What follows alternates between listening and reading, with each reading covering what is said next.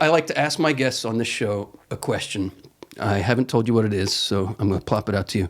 We're talking about a sacramental lens and seeing the world, all of it, all that God has created, as a sign of his divine love and presence. What is something in creation for you, Father Boniface, that is a sacramental, something that blesses your heart, that makes you know God is real, that opens your heart to his love for you in a particular way? Well, I don't know. Anyway, the first thing that comes to mind is really the human heart. It's where I spend most of my life. It's such a privilege as a spiritual director to get to look into hearts, and the Lord is so powerfully present. So you said in creation. I don't know if I'm allowed to include absolutely. I mean, the human heart in that. We're talking theology of the body here.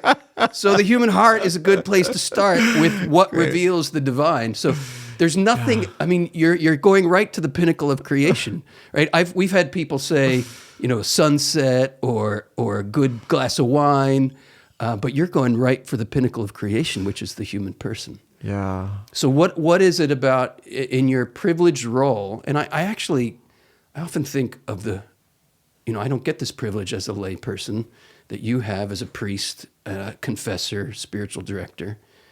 I mean, I do to some extent because of the work that I do, and people will open their hearts to me. I do get that. Yeah. But in a particular way, as a priest, you have a privileged role of seeing the naked human heart with all of its beauties, with all of its warts, with all of its hopes, with all of its fears. And you're saying that for you, and I'm sure you're not just saying just the beautiful parts, but the whole picture that you get in your role as priest and spiritual director, seeing the human heart as it is for you a sacramental kind of encounter with the Lord. Unpack that for us a little bit. I love the phrase that Pope Francis uses. He talks about having such reverence that we remove our sandals before the sacred ground of the other. And it really feels like sacred ground. You talk about the warts or this kind of thing, but the fact is, the entire human heart that has been chosen by Christ and redeemed by him, and in fact, the places that are most enshrouded with shame are often the places that hold the greatest treasures. And when I earn someone's trust enough to have the privilege of seeing those places, and then the love that God has, that he wants to bring to those places in their hearts, fills my heart for them, and he becomes so powerfully present in that encounter. And so, brings me into the presence of the divine. You have to be in touch with how the Lord has blessed you in your shameful places, painful places, weak places, to be that instrument to others. Because it's not something you can fake. If you are going to be if you're going to be a minister of the Lord's love in people's very vulnerable places, you cannot give what you have not received. Who have been the people in your own life who have blessed you there, loved you there, given you that experience of knowing in your own naked, vulnerable, weak, broken, sinful, but beautiful humanity, you're loved?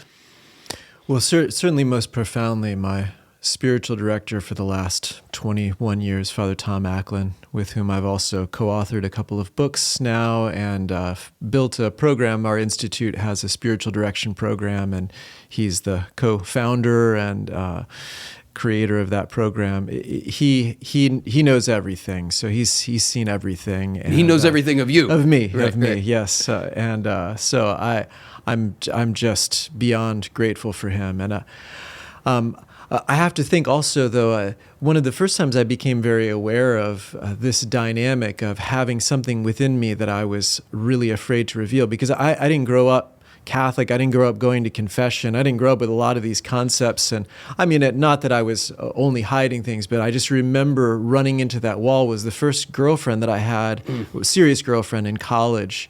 And it was I remember sitting in her room having such a hard time revealing what I felt like I needed to say and didn't want to say because I was afraid of how it would be received. And she waited me out and was patient, and then really helped me to develop a sense of vulnerability in sharing in that relationship. And that was a tremendous gift for me.